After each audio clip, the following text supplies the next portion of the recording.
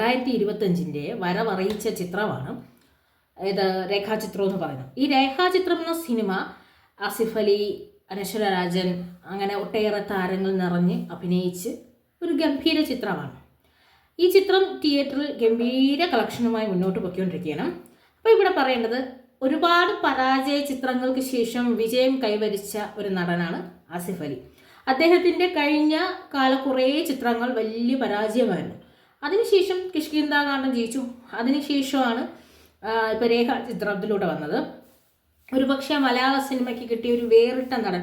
അതായത് കുറച്ചു കാലം ചിന്തിച്ചു, ഭാഗ്യമില്ലാതായിപ്പോയ നടനാണ്. ഒട്ടേറെ ചിത്രങ്ങൾ അഭിനയിച്ചിട്ടും ശ്രദ്ധിക്കപ്പെടുന്നില്ലയോ എന്ന് നമ്മൾ തന്നെ സ്വയം കുറ്റപ്പെടുത്തിയ ഒരു നടനായിരുന്നു. പക്ഷേ അദ്ദേഹത്തിന് ഇപ്പം ഈ ചിത്രം അദ്ദേഹത്തിൻ്റെ ഒരു മൈൽ സ്റ്റോണായി മാറിയിരിക്കുകയാണ്. കാരണം ഒരു ചിത്രം ജനുവരി മുതൽ തിയേറ്ററിൽ നല്ല കളക്ഷനോടുകൂടി നേടി അവരുടെ ഒരു മുതൽ മുടക്കിനെയൊക്കെ കടന്ന് ചിത്രം മുന്നോട്ട് പൊയ്ക്കൊണ്ടേയിരിക്കുകയാണ്.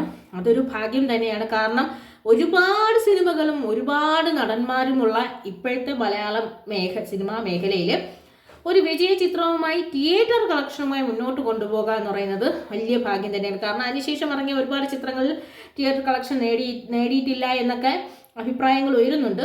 വ്യക്തമായി അറിയില്ല. എങ്കിലും രേഖാചിത്രം വളരെ പ്രേക്ഷക ശ്രദ്ധ നേടി മുന്നോട്ട് പോകുന്നുണ്ട്. ഇനിയും കുറേ ദിവസം കൂടിയൊക്കെ തിയേറ്ററിൽ നല്ല കളക്ഷനുമായിട്ട് ചിത്രം മുന്നോട്ട് പോകണ്ടേ. ഒരു പരാജയത്തിൽ തളരാത്ത പ്രതീക്ഷയുടെ മുൻനിർത്തി പോകുന്ന ആസിഫ് അലി എന്ന് പറയുന്ന നടനാണ് ഈ ചിത്രത്തിൽ ഏറ്റവും അധികം കയ്യടി നേടേണ്ടത്. കാരണം ഒരു ചിത്രം പരാജയപ്പെട്ടപ്പോഴോ രണ്ടാമത്തെ ചിത്രം പരാജയപ്പെട്ടപ്പോഴോ ഒന്നും പിന്നോട്ട് പോവാതെ വീണ്ടും വീണ്ടും മുന്നോട്ട് കുതിച്ചു. ഇപ്പോൾ നല്ലൊരു ചിത്രത്തിൻ്റെ കരിയർ ബ്രേക്കാവുന്ന നല്ലൊരു ഗംഭീര ചിത്രത്തിൻ്റെ ഭാഗമാവാൻ ആസിഫ് അലിക്ക് കഴിഞ്ഞു. ഇനി ഒട്ടേറെ ചിത്രങ്ങൾ ഈ വർഷം അദ്ദേഹത്തിൻ്റെ ഭാഗത്തുനിന്ന് വരട്ടെ.